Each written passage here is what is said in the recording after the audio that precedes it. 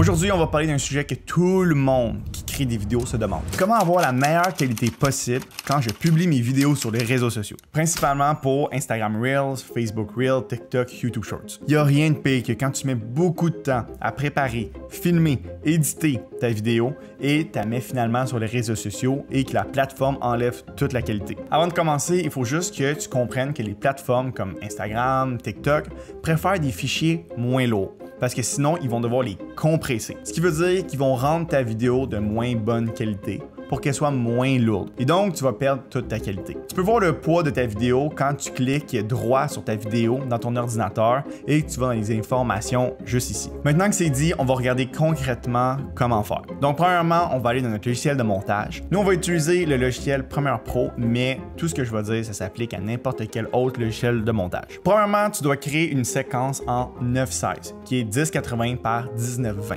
en 30 images par seconde. C'est ces paramètres-là qui vont te donner une séquence en HD et non en 4K pour être certain que ton export final ne soit pas trop lourd. Les plateformes de réseaux sociaux comme Instagram Reels ou TikTok sont faites pour recevoir des vidéos de cellulaire.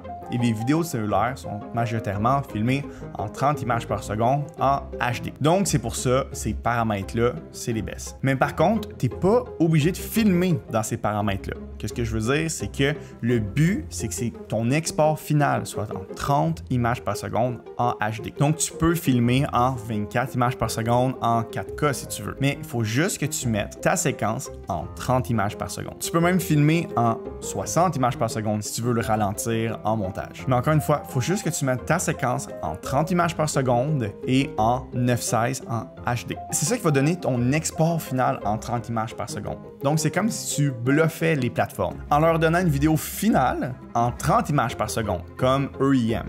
Mais toi, tu as filmé dans l'image par seconde que tu voulais puis la qualité que tu voulais. Et ça va pas changer tes shots, je te garantis. Alors, une fois que tu as mis tes plans sur ta séquence, tu peux faire le montage comme tu veux et tu as juste à faire attention de ne pas mettre rien trop haut ou trop bas de ton écran, parce que si tu mets du texte, ça se peut que les réseaux sociaux ont déjà des textes à cet endroit-là et ça va peut-être cacher qu'est-ce que tu as mis là. Et aussi, mets pas du texte trop proche des côtés, parce que souvent les plateformes, surtout Instagram et TikTok, vont venir faire un petit zoom sur ta vidéo et ça se peut qu'on perde les côtés de ton texte. Une fois que tu as fini ton montage, on est rendu à la partie la plus importante.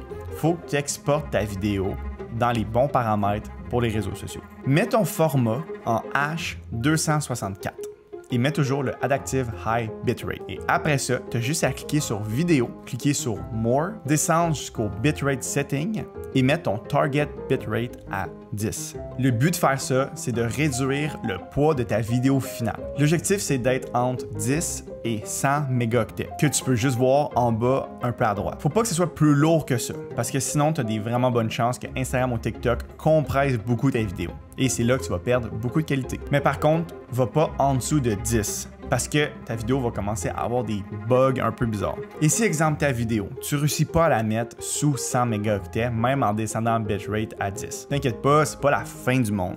C'est juste qu'il va probablement avoir un peu de compression sur ta vidéo. Mais c'est mieux d'avoir une vidéo un peu compressée que pas la poster du tout parce que tu trouvais que c'était pas parfait. Et voilà, maintenant, tu peux exporter ta vidéo. Et la dernière chose à faire, c'est d'aller dans tes paramètres d'Instagram dans l'application. Et juste avant que tu publies, là, ou que la partie que tu peux écrire ta description puis taguer les gens, descends juste en bas et clique sur paramètres avancés. Descends jusqu'en bas encore et clique sur importer à la meilleure résolution. Tu peux faire la même chose sur TikTok, c'est au même endroit exactement. Et comme ça, tu vas avoir les meilleurs paramètres pour exporter tes vidéos à toi ou même à tes clients. Et comme ça, tu pourras leur garantir que tu as les bonnes connaissances pour des vidéos sur les réseaux sociaux.